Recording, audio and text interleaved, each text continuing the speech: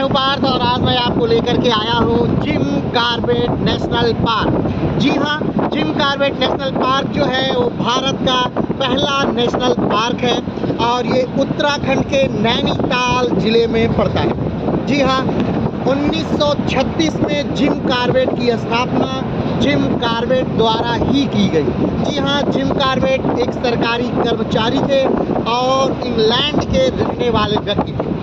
1947 में जब देश आज़ाद हुआ तो जिम कॉर्बेट भारत छोड़कर और अपनी नैनीताल की प्रॉपर्टियां बेच करके यहाँ से चले गए।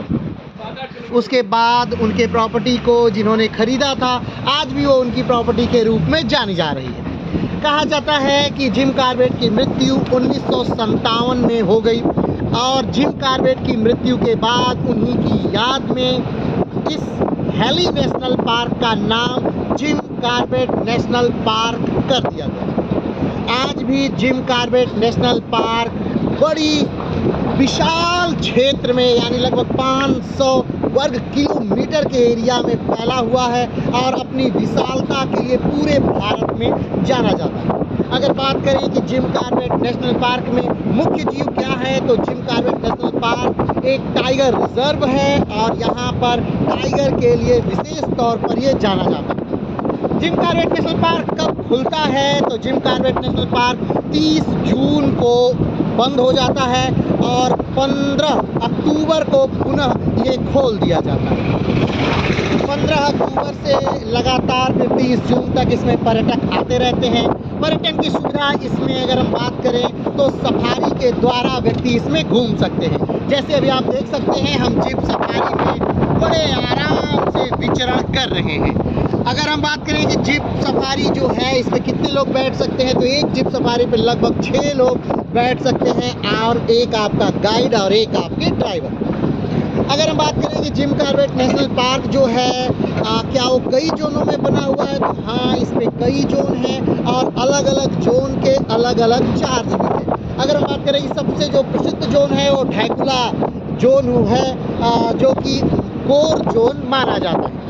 अगर बात करें कि जिम कॉर्बेट नेशनल पार्क आने के लिए हमें कैसे आना होगा तो जिम कॉर्बेट नेशनल पार्क आने के लिए हमें यहाँ के सबसे नज़दीकी रेलवे प्लेटफॉर्म रामनगर आना होगा या फिर अगर हम हवाई जहाज़ से सफ़र कर रहे हैं तो हमें आना होगा सबसे पहले पंतनगर एयरपोर्ट और वहाँ से जिम कॉर्बेट हम आ सकते हैं।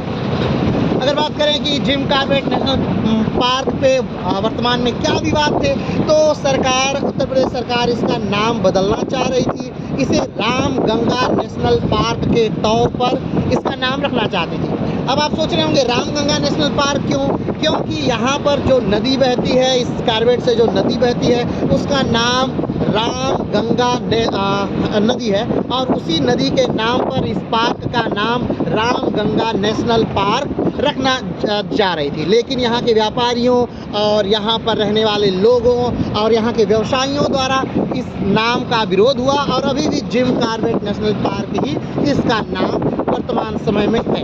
अगर हम बात करें कि इसे घूमने के लिए कब से कब तक आ सकते हैं तो Jim Corbett national park 2 round में सफारी कराता है। एक सफारी जो होती है सुबह की मॉर्निंग सफारी जो लगभग मौसम के अनुसार डिपेंड होती है, लगभग 6:30 से मौसम सुबह चलती है और लगभग 12:30 बजे तक चलती है। दूसरी सफारी जो है वो 1:30 बजे से शुरू होकर के लगभग 6:30 बजे तक शाम तक दूसरी सफारी चलती है। अगर बात करें कि जिम कॉर्बेट नेशनल पार्क से नैनीताल की कितनी दूरी है तो जिम कॉर्बेट नेशनल पार्क से नैनीताल की दूरी लगभग 56 किलोमीटर की है। तो जब भी कभी आप नैनीताल आइए या जब भी कभी आप उत्तराखंड आइए तो जिम कॉर्बेट नेशनल पार्क जरूर से आइए क्योंकि अभी भारत में अगर हम बात करें कि सबसे ज़्यादा नेशनल पार्क कहाँ पर हैं तो भारत में सबसे ज़्यादा नेशनल पार्क है मध्य प्रदेश में और भारत में अगर सबसे कम नेशनल पार्कों की बात करें तो वो है पंजाब में। पंजाब में 0 नेशनल पार्क है और मध्य प्रदेश में लगभग 19 से ज़्यादा नेशनल पार्क हैं। अगर बात करें सबसे